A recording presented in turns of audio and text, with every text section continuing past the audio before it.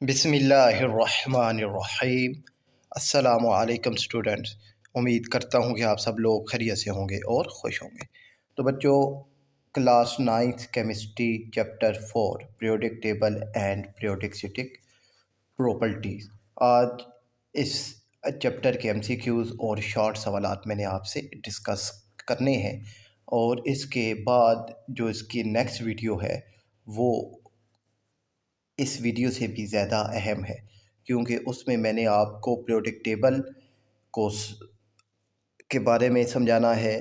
फिर shielding effect, ionisation energy, electron affinity, वो left to right और अप टू डाउन, वो इंक्रीज़ और डिक्रीज़ क्यों होते हैं, असल वजह क्या है। तो वो नेक्स्ट वीडियो में इंशाल्लाह मैं आपसे चैप्टर 4 के न्यूमेरिकल्स और ये तमाम अहम जो सवालात है वो आपसे डिस्कस करूँगा।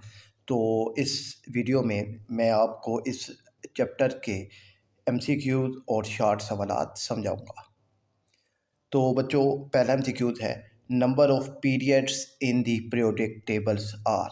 जो पीरियोडिक टेबल्स में जो पीरियड्स होते हैं यानी हॉरिजॉन्टल रोज होती हैं, ये 7 होती हैं। ठीक है, याद रखिएगा, जो पीरियड्स हैं हॉरिजॉन्टल रोज हैं वो 7 है। बी ऑप्शन यहाँ पर दुरुस्त है। फिर सेकंड है बच्चों, विच of the following groups contain alkaline earth metal. ठीक है ना। तो अब जो ग्रुप 1A होता है, ग्रुप 1A, ठीक है, ये होता है अल्कलाइन मेटल। ग्रुप 2A को अल्कलाइन अर्थ मेटल कहते हैं। ग्रुप 7A जो है ये हेलोजेंस होते हैं। और ग्रुप 8A जो होता है ये नोबल गैसेज होती हैं। ठीक है, तो यहाँ पर हमारे पास इसमें बी ऑप्शन दुरुस्त है।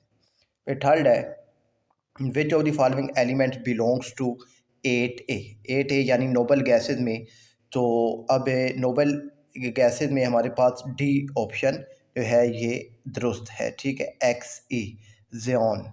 ठीक है, ये दुरुस्त है। और फोर्थ है बच्चों, main group element are arrange in dash groups. तो हमारे पास अब प्रोडक्ट टेबल में बच्चों अब 2 ग्रुप्स होते हैं, एक होता है ग्रुप ए और एक होता है ग्रुप बी। ग्रुप ए में भी 8 होते हैं और ग्रुप बी में भी 8 होते हैं। ग्रुप ए को मेन एलिमेंट्स कहा जाता है, तो इसमें जो है वो ऑप्शन सी आएगा 8।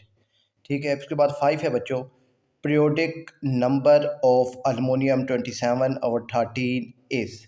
सॉरी, इसका जो पीरियड नंबर होगा, तो अब ये पीरियड नंबर्स और पीरियोडिक टेबल में ग्रुप और पीरियड कैसे फाइंड आउट होता है, तो ये नेक्स्ट वीडियो में आपको ये समझाऊंगा। तो सिंपल बच्चों, हमारे पास ये जो होता है एटम, हम इसकी इलेक्ट्रॉनिक कॉन्फ़िगरेशन बनाते हैं। ठीक है, अब इसकी जो इलेक्ट्रॉनिक कॉन्फ़िगरेशन है यानी नंबर ऑफ़ इसमें इलेक्ट्रॉन्स हैं वो हैं 30। अब लास्ट जो हमारा था चैप्टर 3, उसमें मैंने आपको इलेक्ट्रॉनिक कॉन्फ़िगरेशन डिटेल से समझाई थी। ठीक है, तो अब इसकी बनेगी 1s2 2s2, ठीक है, 2p6, और फिर है जी हमारे पास 2p6 10 हो गए, और फिर इसके बाद है जी 3s2 और 2p1। वो इंशाल्लाह मैं जो है जब न्यूमेरिकल आपको बोर्ड पे समझाऊंगा तो आपको समझ आ जाएगी। तो पीरियोडिक इसकी जो इलेक्ट्रॉनिक कॉन्फ़िगरेशन होती है वो मालूम करने के बाद फिर हम इसमें देखते हैं कि हमारे पास शेल कितने हैं। ठीक है, तो जितने नंबर ऑफ़ शेल्स होते हैं वही इसका पीरियड होता है। तो इस यहाँ पर हमारे पास ये 3 शेल बनते हैं, तो सी ऑप्शन यहाँ पर इसका दुरुस्त है। उसके बाद 6 है बच्चों, valence shell electronic configuration of an element M atomic number 14। Atomic number 14 है, तो आखिरी शेल की जो इलेक्ट्रॉनिक कॉन्फ़िगरेशन है वो क्या होगी। तो वैलेंस शेल यानी लास्ट शेल, ठीक है, आउटर मोस्ट शेल भी इसे कहते हैं। तो यहाँ पर इसकी जो आखिरी शेल की जो इलेक्ट्रॉनिक कॉन्फ़िगरेशन होगी वो होगी ऑप्शन डी। ठीक है, और फिर इसके बाद 7th है, which of the following element you expect to have greater shielding effect.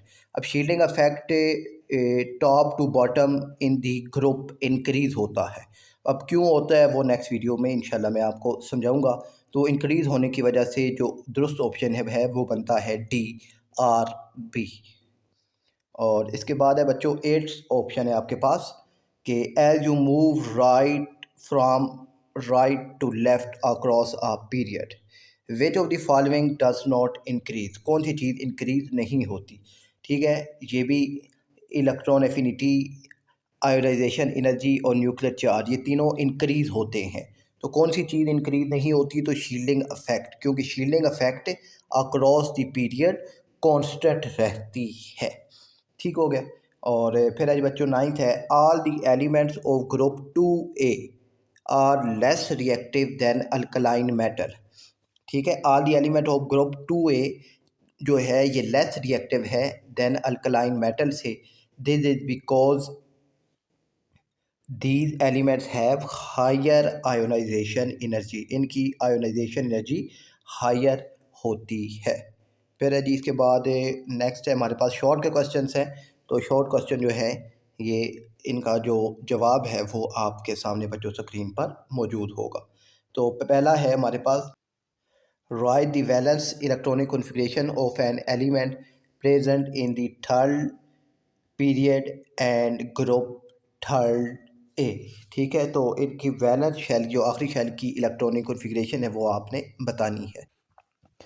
अच्छा बच्चों, अब यहाँ पर ना अब देखें पीरियड है थर्ड, तो उसका मतलब है कि इसमें 3 शेल्स होंगे और ग्रुप भी थर्ड है, तो इसका मतलब है कि आखिरी शेल में 3 इलेक्ट्रॉन्स होंगे। ठीक है, तो यहाँ पर इसकी जो इलेक्ट्रॉनिक कॉन्फ़िगरेशन बनती है वो बनती है 3s2 2p1। ठीक है, इसका जो वैलेंस शेल है वो 3s2 और 3p1 बनता है। और सेकंड है बच्चों डिफाइन हेलोजेंस। तो हेलोजेंस आर ग्रुप 7A। ठीक है, और 17 भी इसका नंबर है। ठीक है, अगर आप सीक्वेंस से देखें तो ठीक है, halogens are group 7A elements that needs 1 electron to complete octet. ठीक है, इसको अपना आखिरी शेल कंप्लीट करने के लिए 1 इलेक्ट्रॉन्स की ज़रूरत होती है, यानी कि इनके ऊपर जो चार्ज आता है वो नेगेटिव आता है, -1। और थर्ड है बच्चों which atom has higher shielding effect, Li और Na। तो Na हैज़ मोर शेल्स। ठीक है ना, अगर आप इनकी इलेक्ट्रॉनिक कॉन्फ़िगरेशन करें तो Li में 2 शेल बनते हैं और Na में 3 शेल बनते हैं। और 3 शेल का मतलब जो है वो ये है कि Na का जो पीरियड है वो 3 होगा और Li का जो पीरियड है वो 2 होगा।